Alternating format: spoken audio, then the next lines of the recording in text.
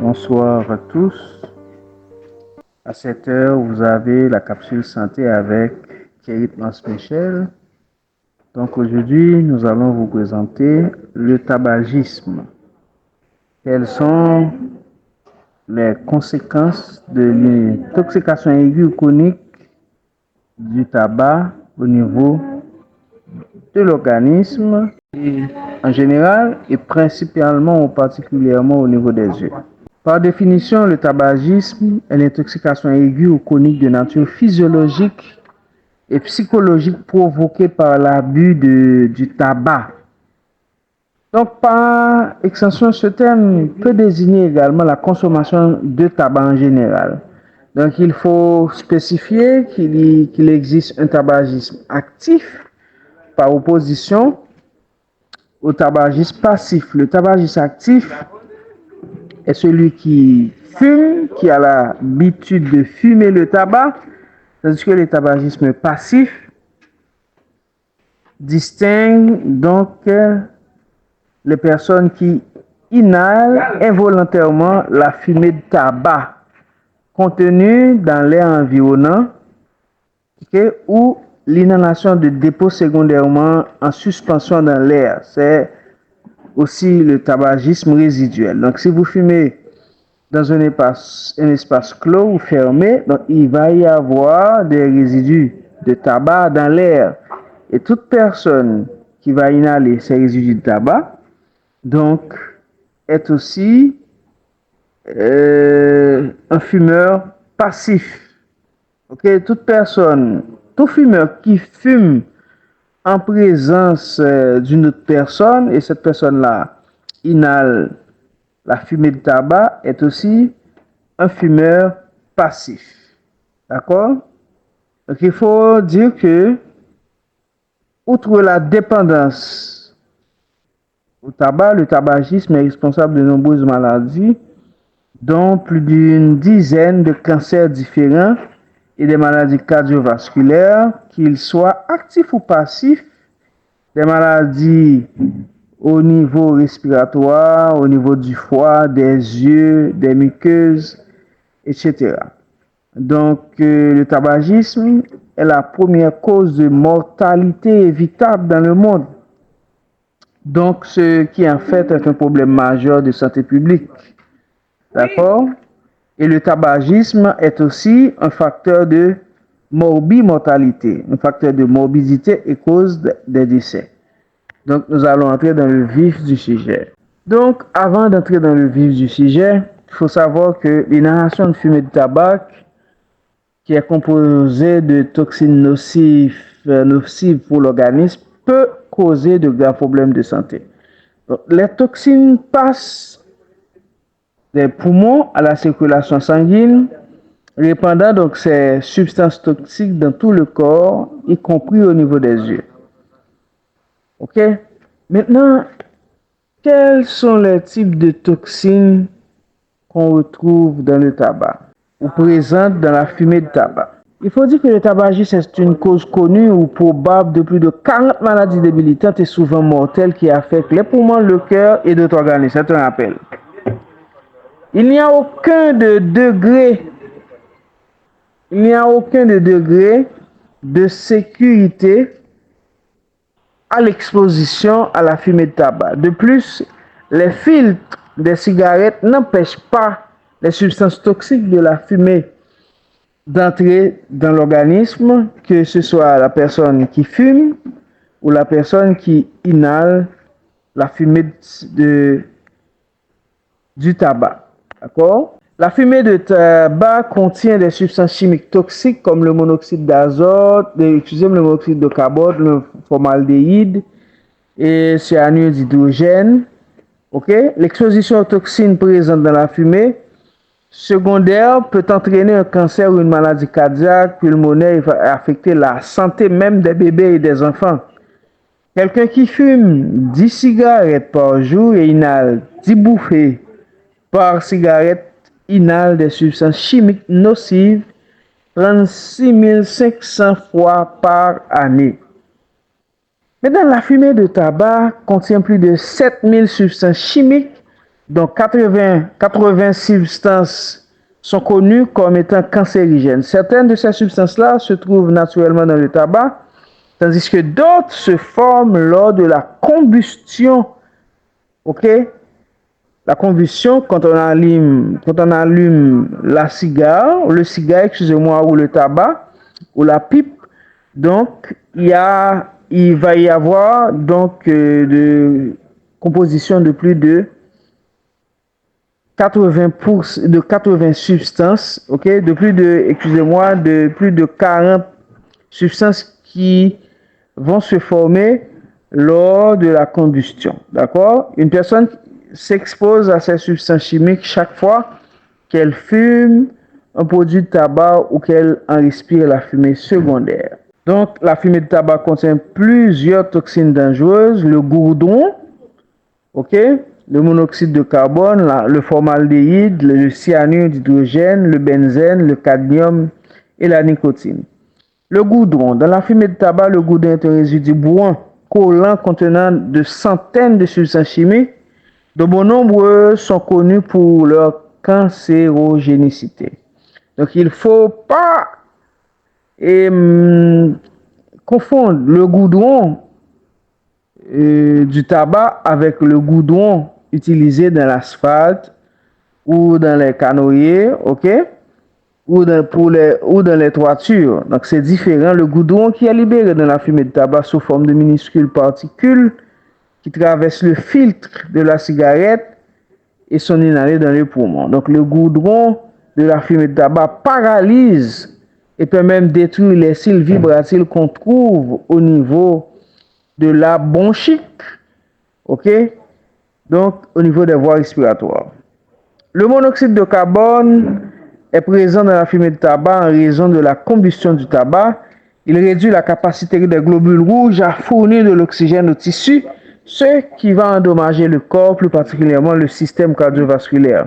Donc ce gaz incolore, inodore et potentiellement mortel se retrouve aussi dans les gaz d'échappement des automobiles et des fournaises mal entretenues. Le formaldéhyde est classé par le Centre international de recherche sur le cancer comme une substance cancérigène chez les humains. Chez les personnes exposées à la fumée de tabac, il contribue à faire apparaître une irritation des yeux, du nez et de la gorge. Donc le formaldéhyde est responsable des symptômes oculaires. En outre, il peut causer le cancer au niveau du nasopharynx, soit au niveau du nez, de la cavité buccale, et au niveau de la gorge et au niveau des yeux aussi. Donc, le cyanure d'hydrogène est considéré comme l'un des agents les plus toxiques de la fumée de tabac. De nombreux effets toxiques à court et à long terme de la fumée de tabac sont associés au cyanure d'hydrogène. L'inhalation de cette toxine peut causer un malaise, peut causer de l'agitation, des nausées et des vomissements. Ok? Le benzène, le Centre international de recherche sur le cancer considère aussi le benzène comme un composé toxique et une substance cancérigène connue chez les humains. Une exposition prolongée au benzène peut affecter la moelle osseuse qui est responsable de produire les nouvelles cellules sanguines et mener à un faible taux de globules rouges, causant ainsi une anémie. Okay? On estime donc que l'exposition au benzène est associée au risque accru de leucémie, un cancer qui se développe dans la moelle osseuse. On a le cadmium aussi présent dans la fumée de tabac, selon le Centre international de recherche sur le cancer.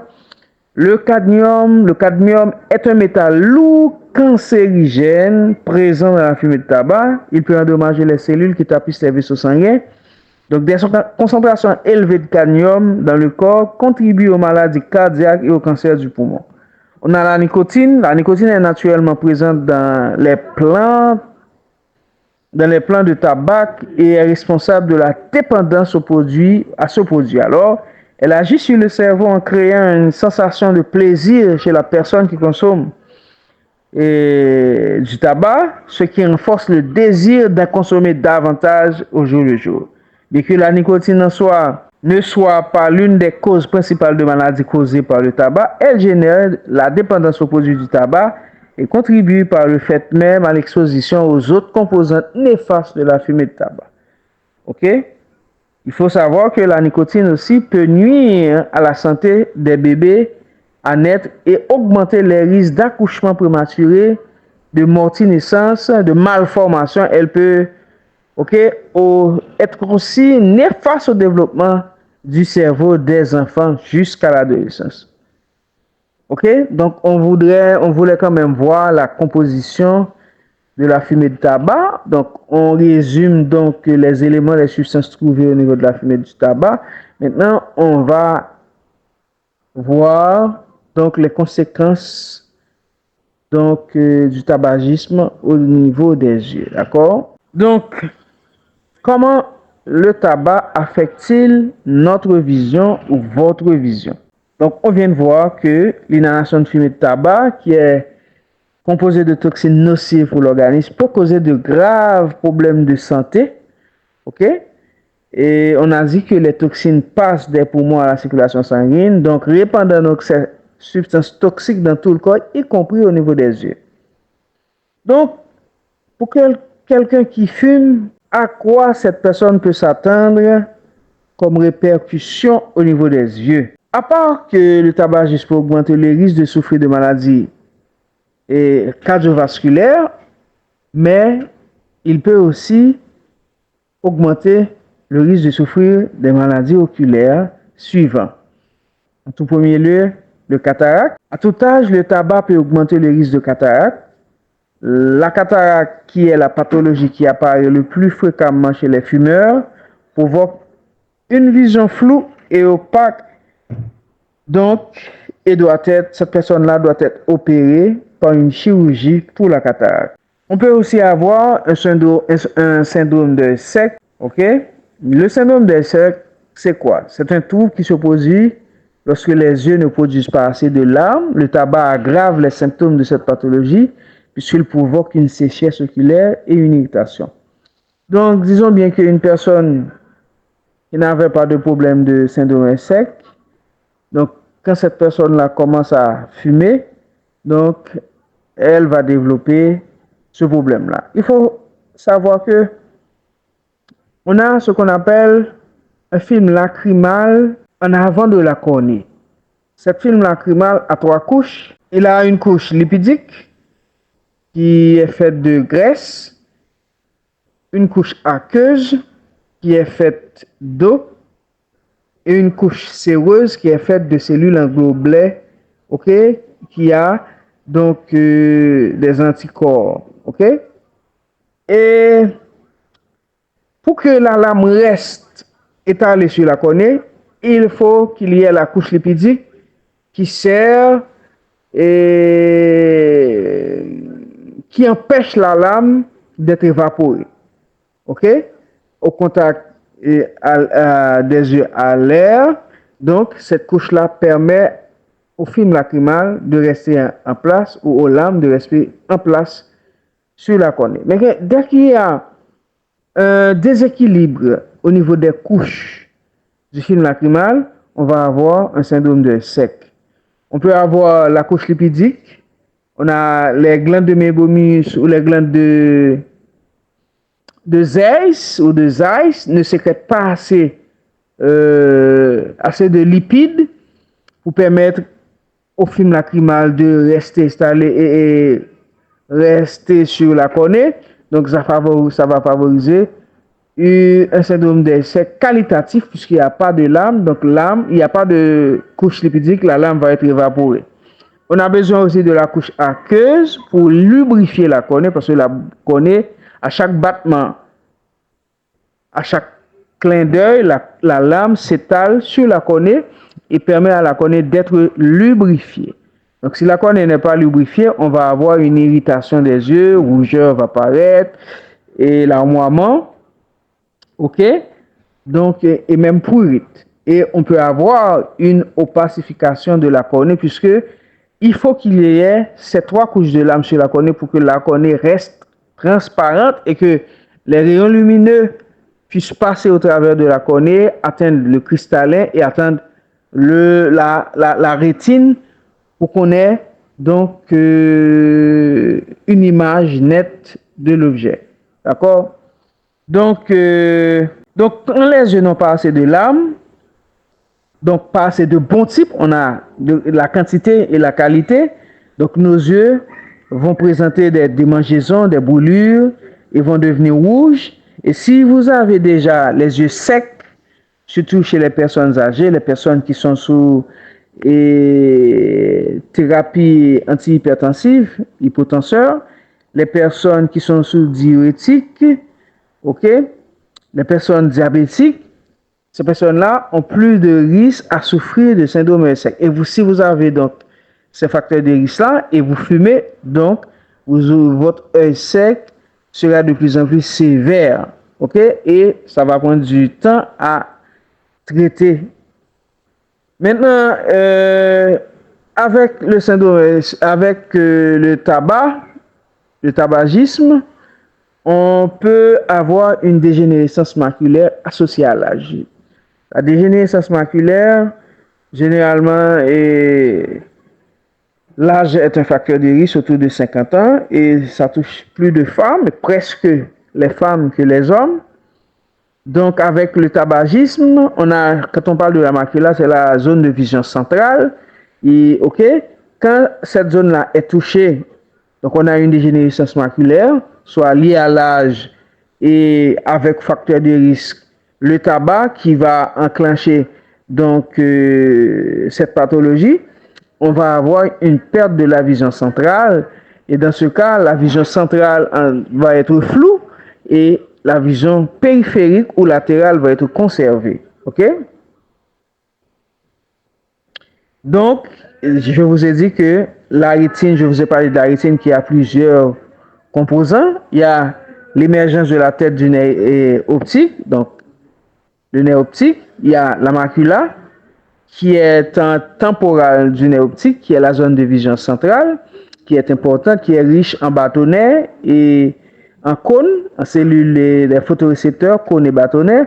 Si cette zone-là est endommagée, ça va provoquer, je vous dis, une perte centrale de la vision. Et dans ce cas, il n'y aura pas de solution pour ce trouble qui peut causer de graves troubles visuels. On n'a pas de traitement jusqu'à date pour la dégénérescence maculaire liée à l'âge. OK? Donc, dès que cette pathologie s'installe, on a deux formes. Une forme sec, une forme exudative. Le forme exudatif, c'est cette forme-là liée à des troubles de vision considérables. OK? Et on a aussi, comme autre pathologie, la rétinopathie diabétique. Nous savons que les diabétiques souffrent. Avec le diabète, on va avoir des conséquences au niveau des yeux, des reins, au niveau des micro-vaisseaux des membres supérieurs ou inférieurs. Donc, avec le facteur de risque, la personne qui est diabétique et qui fume, donc ça va permettre à la rétinopathie diabétique de s'installer plus précocement que d'habitude. OK? Donc, nous savons que les diabétiques qui sont fumeurs peuvent développer une rétinopathie plus fréquemment et plus précocement que les autres diabétiques. Cela se produit lorsque les vaisseaux sanguins de la rétine sont endommagés. Donc, dans le fondeur, on va trouver donc, du sang, des exsudats, des anévrismes. OK? Et on peut avoir même un décollement.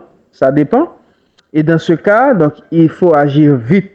D'accord? Il faut agir vite. Donc, un traitement au laser, un médicament injecté ou même une intervention chirurgicale peuvent être nécessaires pour contrôler cette maladie-là.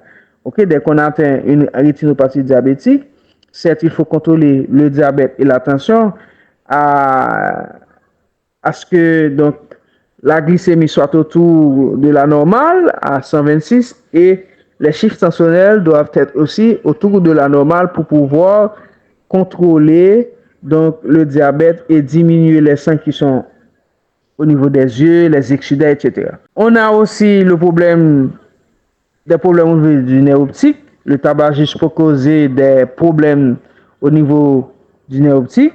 OK? Qui est celui qui relie l'œil avec le cerveau. Donc, le nerf optique relie l'œil avec le cerveau. D'ailleurs, je vous ai dit que c'est une émergence du nerf optique au niveau des yeux. Le nerf optique sort au niveau du cerveau. Donc, au niveau des yeux, on a ce nerf afférent qui donc contrôle la vision. D'accord? Donc, et si ce nerf est atteint, on peut avoir une neuropathie optique et cela peut conduire à la cécité. D'accord? Donc, les dommages du nerf optique sont irréversibles. Je vous dis que les dommages du nerf optique sont irréversibles. Dès que la neuropathie optique s'installe, il n'y a rien qui puisse vous soulager. Donc, vous allez perdre votre vision catégoriquement. Et les dégâts résulteraient d'un manque d'oxygène causé par le monoxyde d'azote.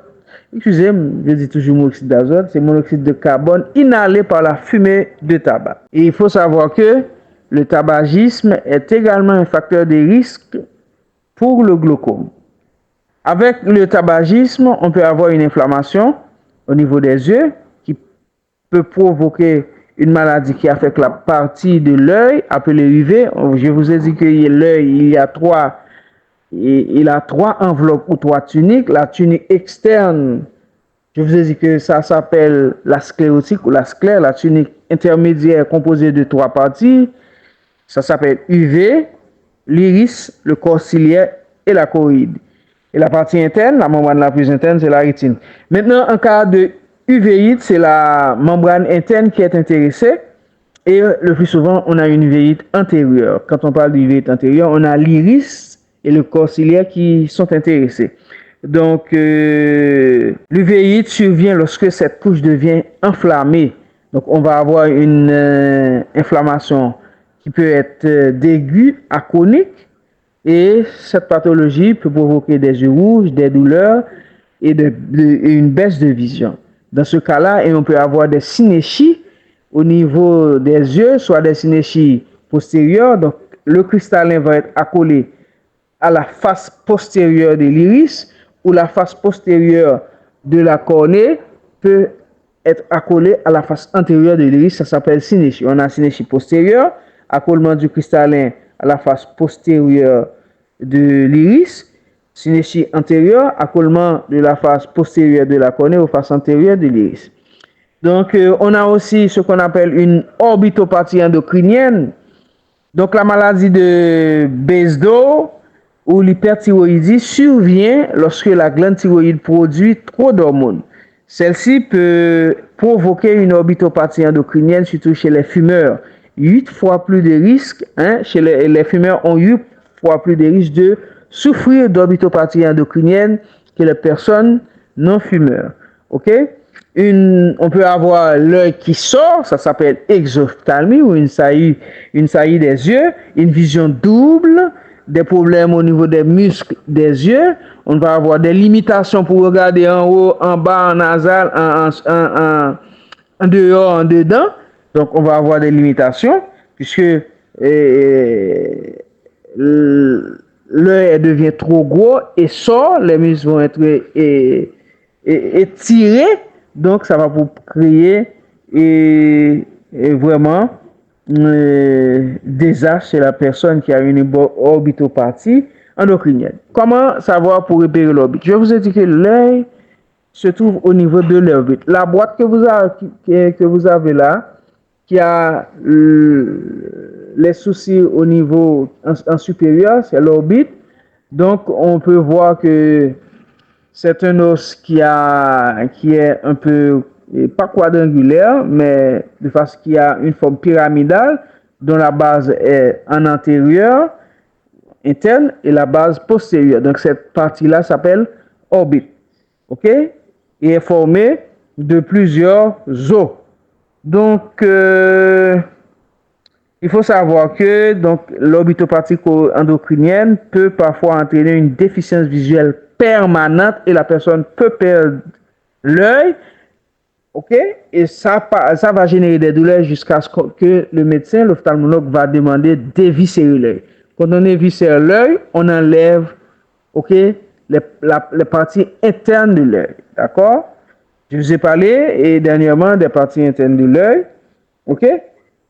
Et OK, je vous ai parlé de cataracte, uvérité antérieure, dégénérescence maculaire, rétinopathie diabétique, n'est-ce pas? Et on a l'accident ischémique transitoire. C'est quoi l'accident ischémique? C'est quand on a quelque chose au niveau du vaisseau, OK, oculaire, donc qui bloque le passage de sang en aval. Donc, ça peut donner un accident, un trouble de vision et, comme on dit, transitoire. OK, c'est spontané. OK, c'est spontané. Et quand le flux sanguin va pousser et l'obstruction, donc la vision va être rétablie. Donc, ça s'appelle accident ischémique transitoire. OK, au niveau des yeux. Donc avec pour cause possible d'une perte de vision temporaire, et c'est un problème assez grave connu sous le nom d'accident ischémique transitoire, plus communément appelé AIT, OK, ou mini AVC ou ACV. Donc on a un ACV au niveau du cerveau, OK, accident vasculaire cérébral. Donc on sait ce qu'on appelle stroke en anglais. Donc au niveau des yeux, on peut avoir un stroke, un mini stroke. Dans ce cas, et à la faculté de médecine, j'ai eu à voir une personne qui avait un accident vasculaire cérébral transitoire. C'était un chirurgien, un professeur. La personne se tenait debout à côté de sa voiture et spontanément, cette personne-là tombe. Elle perd de connaissance. Donc, et après, donc, la voix est fait asseoir. Donc, sa connaissance revient petit à petit. Donc, c'est la même chose pour l'accident ischémique transitoire. Donc, au niveau des yeux. Donc, on perd spontanément la vision pendant quelques secondes à une minute. Et d'un coup, donc, votre vision vous revient. Donc, c'est ça. Donc, quand vous avez un accident ischémique transitoire au niveau des yeux, c'est un signe avant-coureur d'un accident vasculaire cérébral, d'un stroke. Donc, OK? Donc, c'est très important à prendre en compte parce que nous savons que le tabagisme est aussi un facteur de risque et peut même compliquer une hypertension artérielle. Et le plus souvent, les personnes qui ont un accident vasculaire cérébral, ce sont les hypertendus, les diabétiques, etc. Donc c'est vraiment important. Et on a aussi la maladie des Graves. Donc, ça s'appelle l'ophtalmopathie thyroïdienne, aussi connue sous le nom de maladie de Graves, une maladie auto-immune caractérisée par l'augmentation du volume du tissu conjonctif gras et par l'hypertrophie des muscles autour de l'œil. C'est presque la même chose avec l'orbitopathie choroïdienne. C'est presque la même chose, mais dans l'orbitopathie endocrinienne, alors c'est le chapitre. Et dans ce chapitre-là, on trouve la maladie de Graves aussi. On a les troubles oculaires infantiles avec le tabagisme. Le tabagisme durant une grossesse augmente de nombreux troubles oculaires infantiles, entre autres problèmes de santé graves. Donc, des études ont démontré que le tabagisme pendant la grossesse est associé à des taux plus élevés de strabisme, yeux croches, OK? En Haïti, on s'appelle ça yeux verrons. Est associé aussi avec des erreurs de réfraction, de rétinopathie, erreur de réfraction, pour laquelle vous allez porter des verres correcteurs, OK? Et de rétinopathie. D'accord? Donc, c'est très, très important. Mes chers amis, là s'achève notre capsule de santé. Il faut savoir que ce sujet-là est très important. Je sais que pour les bien-aimés frères et sœurs, donc que vous ne fumez pas, mais quand même vous avez des proches qui fument, donc à vous de les aider, ok? À vous de leur parler du tabagisme et des conséquences du tabac sur l'organisme et afin de les amener à laisser le tabac. Donc une chose est importante, quels sont les avantages de l'arrêt de fumer?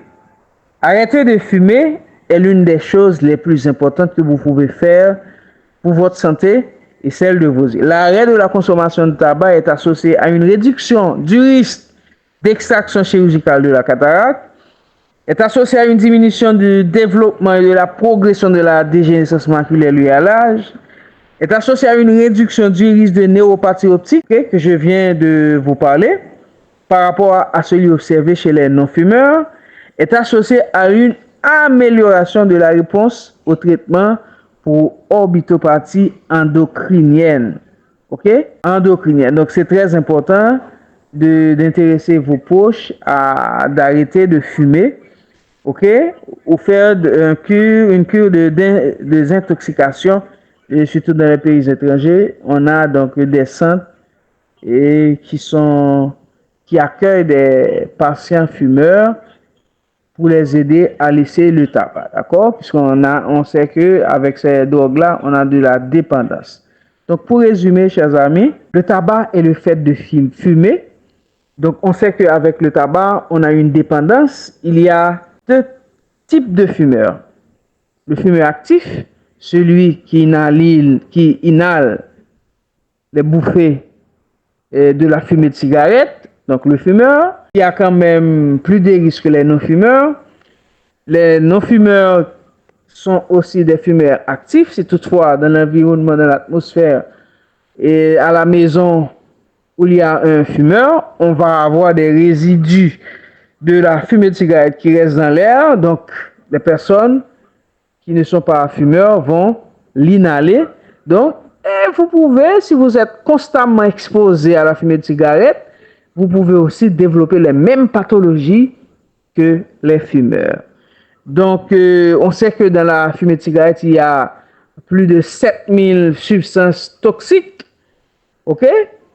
Donc, 80 sont formées à la combustion quand la personne allume le cigare ou la cigarette. Donc, ces substances-là, on a dit, il y a le formaldéhyde, le monoxyde de carbone, on a le goudron, pas vrai? Le goudron, à ne pas confondre avec le goudron utilisé pour galfêter les canoës, ok? Donc, les petits bateaux, avec le goudron qu'on utilise pour galfêter les tôles aussi. Il ne faut pas confondre là. Et c'est deux types de goudron là. On a aussi,